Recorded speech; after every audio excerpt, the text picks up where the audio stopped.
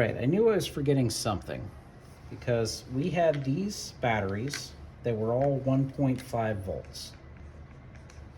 And that was based strictly on what was inside of them. So if I want something that's more, if I want one of these, the 9 volts, well, how do we get 9 volts when we're using essentially the same materials? And the answer to that is what's called a series. We're going to put a bunch of cells together in a series where they're lined up,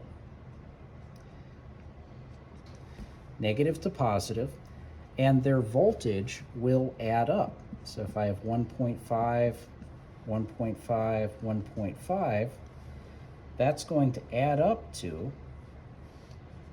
4.5 volts. Now, this 9-volt battery, there's two different ways that that can work. One is they set them up this way, where notice they're just stacked. They have 6 1.5 volt cells stacked up against each other. And then notice also, this is connected to the top end, and this one is connected to the bottom end. So they're still having a positive and a negative, they've just moved them right next to each other. Another way to set them up is like this, where it's like we have a bunch of tiny batteries and they're all in there, but they're set up end to end. You guys have seen when you put batteries in something, usually you put one in one way and then the other way and back and forth.